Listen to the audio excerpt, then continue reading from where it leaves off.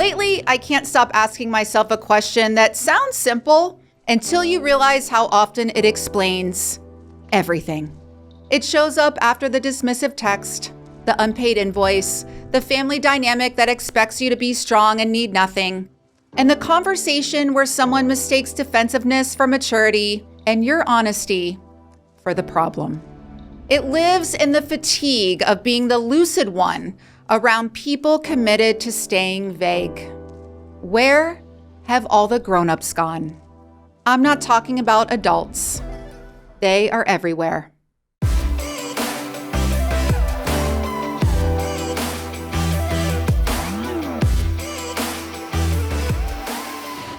We have adults who can pay a mortgage, raise children, negotiate a deal, run a meeting, and order the right bottle at the nightclub.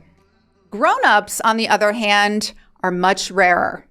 They are people who can remain kind when they are disappointed, honest when they feel ashamed or exposed, accountable when they have caused harm, and present when a conversation becomes uncomfortable. A grown-up is not someone who has mastered life, but rather has stopped making other people pay for the parts of themselves they have refused to heal or face. An adult can function.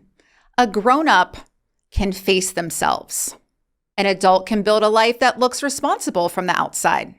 A grown-up can take responsibility for the impact they have inside that life. Adulthood is not just a mortgage, a title, a family, a career, or a well-ordered calendar. Real grown-upness is the capacity to stay kind when you are disappointed. That's a big difference. To stay honest when you feel exposed. To stay present when someone else's truth interrupts the version of yourself you prefer. A grown-up does not make other people pay for the parts of themselves they refuse to face. This distinction has become harder for me to ignore. In my 20s, I mistook charisma for depth. In my 30s, I mistook intensity for intimacy, because intensity can feel like revelation when you have spent years being undermet. By my 40s, I began to understand that the real test of any relationship is not how someone behaves when they are getting what they want from you, but how they behave when you have a need, limit, different preference, tired body, complicated feeling, or the terrible nerve to say no. A partner can look at you across dinner like they recognize you. They can say the self-aware thing, seem emotionally fluent enough to be trusted with your softness, and kiss you in a way that makes the whole city feel briefly less brutal.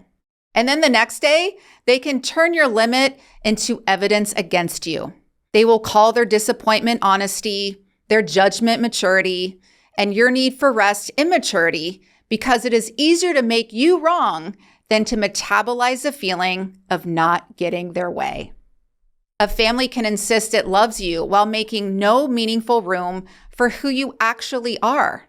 It can preserve the appearance of connection while refusing the repair that connection would require. It can send a casual message, a soft, hey, hi, a benign-looking invitation as though history has been rewritten or erased altogether. It can act as if the absence of screaming is the presence of care. It can confuse access with relationship and expect you to keep participating in a story that only works if you edit out your own pain. A workplace can praise your talent, use your face, benefit from your reliability, and still require you to chase payment as if compensation were a favor rather than a basic professional agreement. A vendor can be perfectly warm when it needs you and strangely incompetent when it is time to honor the system that allows the work to continue. The insult is rarely dramatic enough to name cleanly, which is part of the insult. You are left managing the small humiliations of being the responsible one in a room full of people who benefit from your responsibility. I think this kind of immaturity feels so exhausting because it makes you do two jobs at once. You have to experience the disrespect, and then you have to manage the other person's inability to face it. You have to feel the hurt, and then you have to explain why the hurt counts. You have to carry and document and soften the obvious. You have to recover from it and then be treated as difficult for naming what everyone else is invested in not seeing. That is why it's so exhausting. It's not because one moment destroys you. It's because the accumulation starts to make your soul feel like it has been hired to do other people's emotional labor for free. This is how many of us become tired in a way sleep does not fully fix. It's not just one rude text, one cold email, one unpaid invoice or disappointing conversation, or even one family gathering where the air itself seems to have taken a side. Oof, we've all been there. It's the accumulation of having to name, soften, document, and recover from the obvious, and then be treated as difficult for noticing what everyone else is invested in not noticing. The great misunderstanding of emotional maturity is that it makes a person endlessly patient. I think the opposite may be true. Emotional maturity makes a person less available for nonsense because they have finally learned the cost of participating in it. Once you've spent enough years translating other people's behavior into something more generous than it actually was, you begin to lose interest in your own talent for interpretation. You stop wanting to write the sympathetic backstory for every careless, avoidant, cruel, entitled, or cold thing someone does. You can understand the wound and still refuse to be cut by it. Emotional maturity is going to make you less available for nonsense because you finally understand the cost. You understand what it costs to keep explaining away what hurts. And you understand what it costs to keep translating emotional absence into a more generous story. And stay inside dynamics where your wisdom is used to keep you comfortable with less than you deserve. Emotional maturity does not make you endlessly patient. It makes you honest about what your patience has been protecting other people from having to face. We put a lot of beautiful language on top of very old behavior. People talk about trauma, boundaries, attachment styles, nervous systems, inner child wounds, gaslighting, narcissism, projection, and healing. But many have simply turned therapeutic language into a more elegant defense system. They call avoidance protecting my peace. They call emotional withholding taking space. They call bluntness honesty. They call punishment needing time.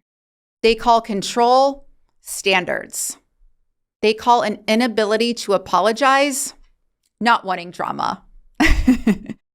They call the person asking for accountability too sensitive, too intense, too immature, too much, because it's easier to pathologize a witness than confront the wound.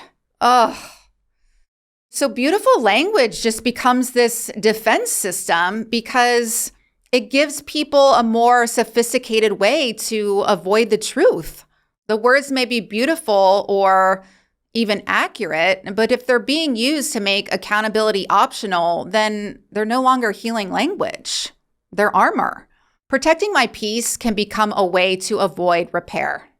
Taking space can become a way to withhold. Not wanting drama can become a way to avoid apologizing. The question is not whether the language sounds evolved. The question is whether it brings people closer to the truth. Most adults, I'm beginning to think, have not developed personalities so much as coping strategies. What we call someone's personality is often the set of adaptations that help them survive a situation they were never taught how to leave. The charming one learned that charm could open doors, repair never could. The intellectual one learned that analysis could keep feeling at a safe distance. The spiritual one learned that transcendence could make accountability optional. The successful one learned that achievement could distract from relational poverty. And the easygoing one learned to have no needs because needs once made love disappear. None of this makes people evil, which is precisely what makes it so maddening. Many of the people who hurt us, they're not villains.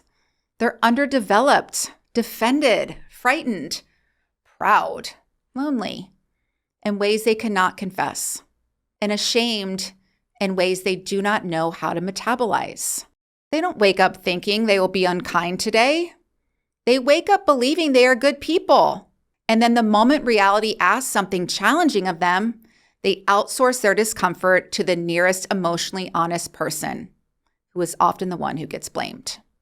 They're the one who remembers what was said, names what happened, notices the shift in tone, feels a chill in the room, asks for the repair, and refuses to pretend the rupture did not occur. They become the difficult one because they interrupted the system's preferred arrangement, which is that everyone continue functioning as if the people with the most pain should also have the most restraint. Here's a reader comment. This is a masterfully crafted piece on self-evaluation coupled with cultural application. Thank you, Kate, for sharing this wisdom. And this is from the Culture Buzz. Thank you. This is a masterclass article on what a grown-up looks like. Well done. Thank you for sharing. And that's from Lawrence. Thank you, Lawrence. Beautifully and truthfully written, proving your point.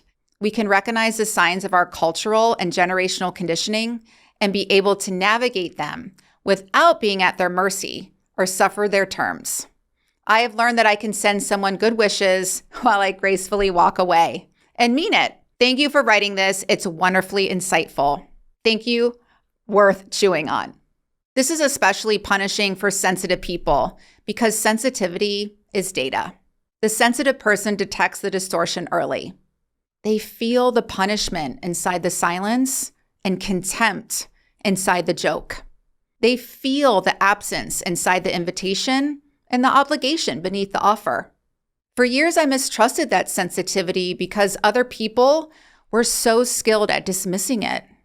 I thought I needed a witness, professional opinion, or a perfectly worded explanation before I was allowed to honor what my body already knew.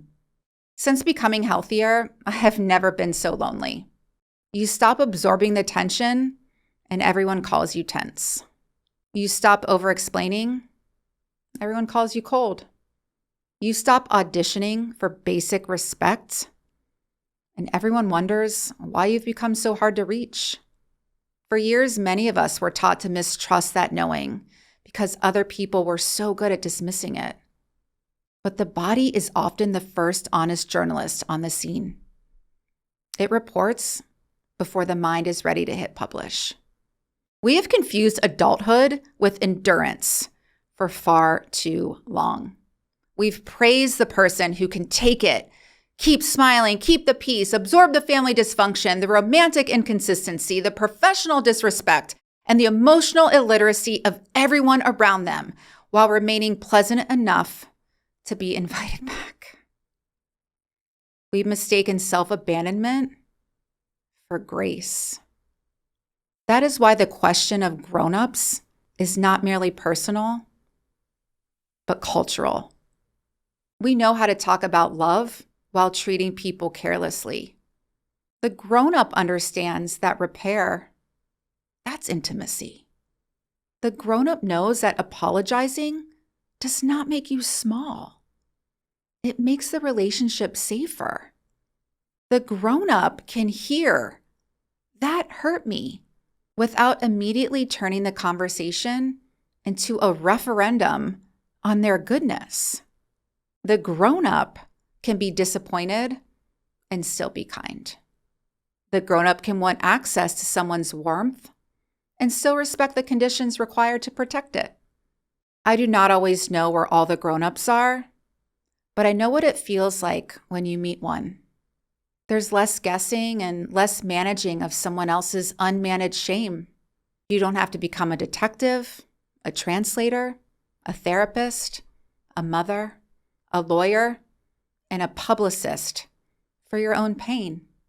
You can simply be a human being in the presence of another human being who's willing to tell the truth.